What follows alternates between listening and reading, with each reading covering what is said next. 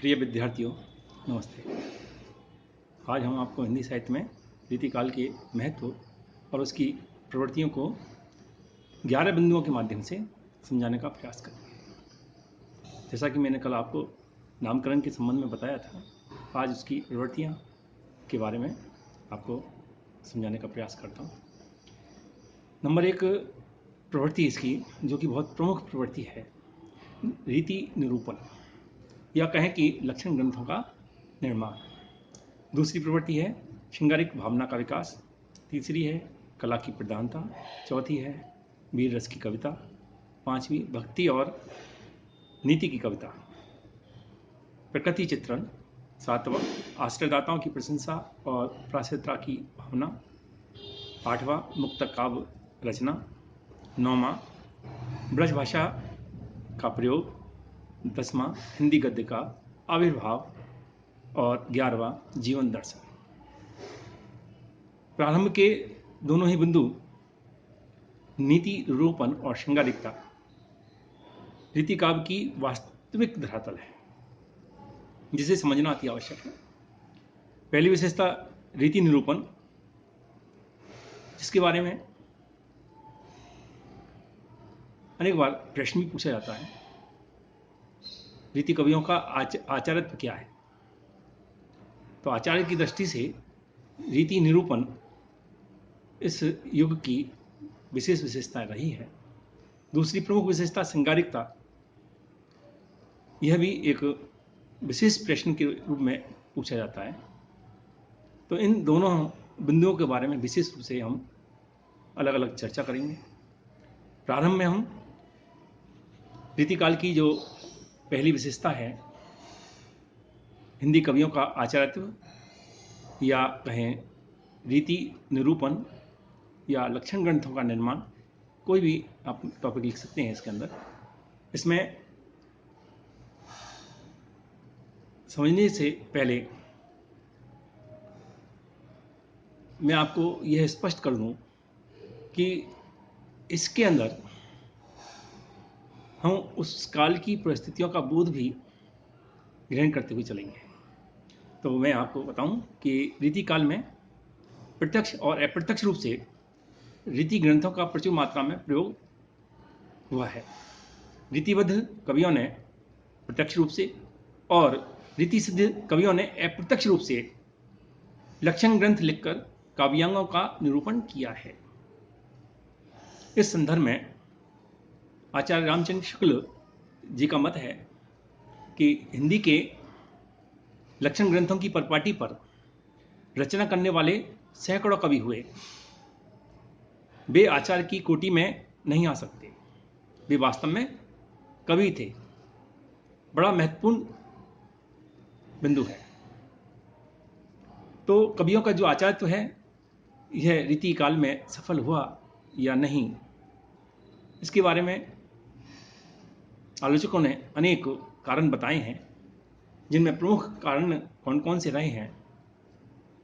क्योंकि आचार्यत्व के लिए जिन विशेषताओं की आवश्यकता होती है, उनको आधार बना करके आलोचकों ने अपने मत प्रस्तुत किए हैं। तो रीति काल का जो आचार्यत्व है, उसको समूल विवेचन की दृष्टि से अगर हम उनमें असफलता के कारण खोजें, तो नंबर पहला जो कारण है वो है कवित्व और आचार्यत्व दोनों परस्पर विरोधी कार्य हैं। एक में भाव की प्रधानता होती है, तो दूसरे में बुद्धि तत्व की। दोनों को एक ही साथ एक ही व्यक्ति द्वारा निभाना कठिन होते हुए भी हिंदी रीति कवियों ने एक श्वास में कवि और दूसरे श्वास में आचार्य बनने की कोशिश की। संस्कृत में ऐसा नहीं होता है। दूसरा प्रमुख कारण असफलता का, कि आचार्य के लिए आवश्यक सूक्ष्म विवेचन, खंडन मंडन द्वारा नए सिद्धांतों का प्रतिपादन किया जाता है, जिसका इन रीति कवियों की रचनाओं में नितांत अभाव रहा है। तीसरा कारण, काव्यांगों में स्पष्टीकरण के लिए गद्य को इन्होंने नहीं अपनाया। चौथा कारण, राजाश्रय प्राप्ति के लिए आचार्य बनना इन कवियों के लिए आवश्यक हो गया था, योग्यता हो या न हो। पांचवा कारण, वस्तुतः ये रीति कवि रसिक कवि थे। इनका उद्देश्य कविता करना था, न कि काव्यांगों का शास्त्रीय पद्धति पर विवेचन करना था। नंबर 6 का कारण जो मुख्य रूप से है कि श्रृंगार का ही इन्होंने विवेचन किया है और अन्य रसों की इन्होंने उपेक्षा की है। यहां तक कि श्रृंगार का भी सांगोपांग विवेचन नहीं किया, अपितु केवल नायिका के भेद उपभेदों पर ही सारी शक्ति लगा दी है। कोई मौलिक उद्भावना इन्होंने प्रस्तुत नहीं की। अलंकारों में शब्द अलंकारों को छोड़ दिया गया है। कुछ अलंकारों के लक्षण और उदाहरण भ्रांतिपूर्ण हैं। शब्द शक्तियों का विवेचन नहीं है। दृश्य काव्य की पूर्ण उपेक्षा की गई है। रीति कवियों का रीति निरूपण एकांगी, पृष्ठ प्रेषित और मौलिक उद्भावना के अभाव से ग्रस्त है। आलोचकों का कहना है कि इन्होंने आचार्यत्व और कवित्व के मिश्रण से ऐसी खिचड़ी पकाई जो स्वादिष्ट होते हुए भी हितकर नहीं हुई। इन रीति ग्रंथों पर निर्भर नहीं रहा जा सकता। इनके कच्चे और अधूरे ज्ञान की ही प्राप्ति होगी। श्याम सुंदर दास लिखते हैं कि स्वाधीनता चिंतन के प्रति अवज्ञा का भाव सर्वत्र रहा है। हजारी प्रसाद द्विवेदी कहते हैं कि संस्कृत नकल की और वह भी एकांगी। अतः निष्कर्ष है और आचार्य की दृष्टि से जो मूल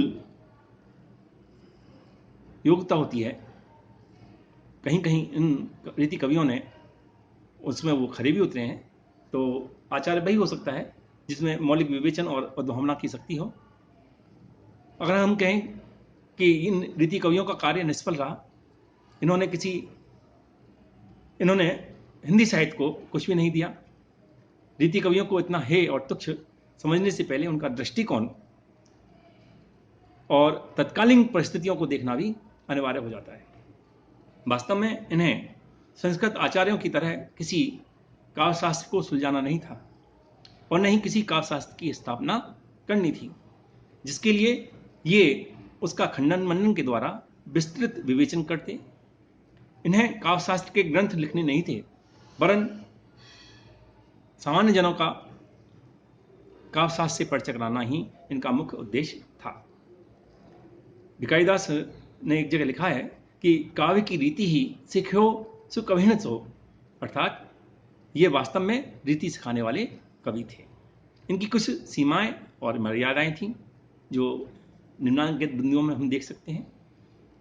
आचार्य मम्मट ने सर्वांग परिपूर्ण और सर्वनात्मक विवेचन के पश्चात काव्यशास्त्रीय नवीन उद्भावनाएं प्राय समाप्त हो गई थीं। रीति ग्रंथों के श्रोता रसिक थे, पंडित नहीं थे। रीतिकारों द्वारा काव्यांग निरूपण 3 शैलियों में हुआ।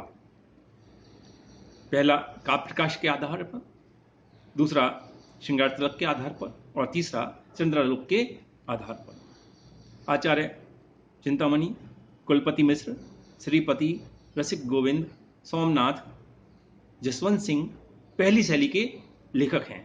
ये ही सच्चे अर्थों में आचार्य हैं, आचार्यत्व के अधिकारी रहे हैं। डॉक्टर नगेंद्र ने रीतिकाल की भूमिका में स्पष्ट लिखा है कि एक तो युग की रुचि गंभीर नहीं थी, लोग मीमांसा की नहीं रसिकता का आदर करते थे। परिणाम यह हुआ कि इनका रीति निरूपण वर्णनात्मक ही रह गया, विवेचनात्मक नहीं हो पाया। अतः यह युग लक्षण ग्रंथों की प्रारंभिक युग था। प्रौढ़ विवेचन की उपेक्षा इनसे नहीं रखनी चाहिए। इन रीति कवियों को हिंदी का नया काव्यशास्त्र निर्माण करना नहीं था, अपितु संस्कृत काव्यशास्त्र को हिंदी में उभारना था। तो उस समय की जो कालगत परिस्थितियां थीं, वह भी इन रीति कवियों को काव्यशास्त्र लिखने के लिए प्रेरित नहीं करती थी, बल्कि राजाश्रय प्राप्त होने के कारण ये कवि केवल काव्यशास्त्र का एक सामान्य परिचय देना ही चाहते थे, जिस उद्देश्य में ये सफल भी रहे हैं। धन्यवाद।